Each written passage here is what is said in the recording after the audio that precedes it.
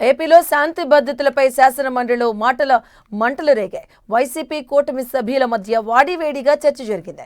YCP హయాంలో తీసుకొచ్చిన దిశ చట్టాన్ని ప్రభుత్వం పక్కన పెట్టిందంటూ వైసీపీ ఎమ్మెల్సీ కళ్యాణి అన్నారు.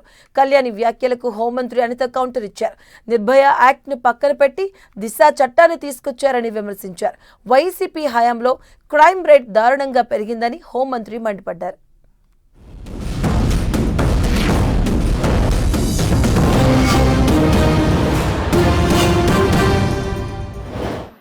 ఇన్ని దారుణాలు రోజు వింటున్నాం కదా. గతంలో గత ప్రభుత్వం దిశ యాప్ అని ఒకటి తీసుకొచ్చింది అధ్యక్ష.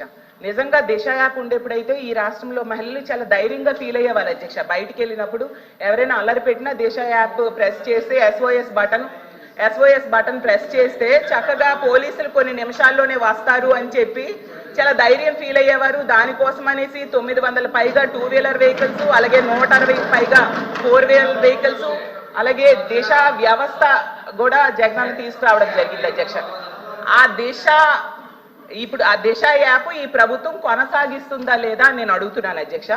ఒకవేళ కొనసాగిస్తే ఇప్పటికీ ఎన్ని కేసులు ఈ దిశ యాప్ ద్వారా నమోదయ్యాయి అని అడుగుతున్నాను అధ్యక్ష. ఎందుకంటే గతంలో దిశ యాప్ ద్వారా 31,607 కాల్స్ ని పరిష్కరించారు అధ్యక్ష పోలీసులు. అది రికార్డెడ్ గా ఉంది. మరి ఇప్పుడు దిశ యాప్ అసలు కొనసాగిస్తున్నారా లేదా, లేకపోతే దానికి సమాంతర వ్యవస్థ ఏమైనా తీసుకొచ్చారా? నిజంగానే దిశ యాప్ ద్వారా నిజంగానే నేరాలు తగ్గించేసాము, లేకపోతే నేరాలకు సంబంధించి మేము చాలా మందిని పట్టేసుకున్నామంటే రికార్డ్స్ ఎందుకు నేరాలు పెరిగిపోయినాయని చెప్తుంది అధ్యక్ష. దిశ యాప్ కాదు అధ్యక్ష. ఈ రోజు దిశ పోలీస్ స్టేషన్ అన్నారు. ఆ రోజు మహిళా పోలీస్ స్టేషన్ బోర్డులు తీసి దిశ పోలీస్ స్టేషన్ అని పెట్టడం నిజం కాదా అధ్యక్ష? మీ సభ్యులు చెప్పాలి. పోలీస్ ఆఫీసర్ కదా ఆయన. ఆ రోజు దిశ మహిళా పోలీస్ స్టేషన్ బోర్డులు మార్చి దిశ పోలీస్ స్టేషన్ అని ఏర్పాటు చేసి ఈవెన్ నిర్భయ యాక్ట్ గురించి చెప్పారు. నేను అన్ని విషయాలు మాట్లాడడానికి సిద్ధపడి అక్కడికి వచ్చా. నిర్భయ యాక్ట్ గురించి మాట్లాడారు అధ్యక్ష.